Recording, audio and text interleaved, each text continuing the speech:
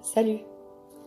Aujourd'hui, j'ai envie de vous parler du pouvoir de la pensée, car c'est en grande partie ce qui fait tous les détails de notre vie. Notre vie est le reflet de nos pensées, car rien, et je dis bien rien, n'est le fruit du hasard. Nous donnons une interprétation personnelle et nous agissons en fonction de nos croyances, ce que nous pensons être vrai ou pas, bien ou mal, juste ou injuste. Et c'est pourquoi chacun vit dans son monde, car ce sont nos pensées qui déterminent la réalité dans laquelle nous vivons. Les interprétations d'une personne à l'autre peuvent être entièrement différentes, même si la situation vécue est la même au même moment. Il faut prendre conscience que les gens autour ne sont pas responsables de notre mal-être, ni de notre bien-être. Ils peuvent effectivement y contribuer. Et puis, il y a aussi les expériences qui vont soit te permettre de grandir et évoluer, soit qui vont te peiner et être d'une grande remise en question. Et c'est ce qui va permettre de comprendre et d'accepter la situation pour pouvoir évoluer par la suite intérieurement. Connaissez-vous la loi de l'attraction ? Cette loi que nous attirons vers nous ce à quoi nous pensons. La pensée est là, l'expérience vient ensuite. N'avez-vous jamais vécu une expérience où vous avez tellement peur que ça se passe d'une telle manière, ou surtout qu'une situation n'arrive pas à un moment précis, que pam, ça se passe.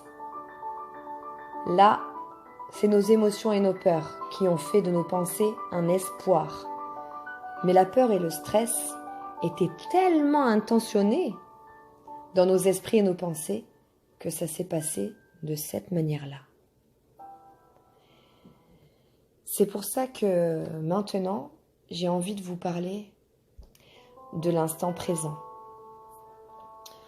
On se focalise tellement sur le passé et le futur que nos pensées ne peuvent pas être claires et bénéfiques pour nous. L'éducation et la société nous font tous rentrer dans un moule. Et par la suite se rajoute la pression d'atteindre un ou plusieurs buts dans notre vie. Avoir un but ou des envies, c'est tout à fait normal. Et heureusement, et c'est très bien. Mais quand nous faisons les choses en se focalisant sur le futur, ça ne veut pas dire que ton but sera atteint de la manière dont tu souhaites. Car tu as un libre arbitre qui, lui, pourra parfois changer toute la donne de ta vie.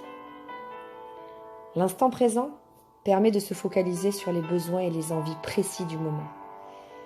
C'est ce qui sera le plus bénéfique pour toi, pour tes pensées, et puis tout suivra naturellement, puis la synchronicité des choses viendra également dans ta vie.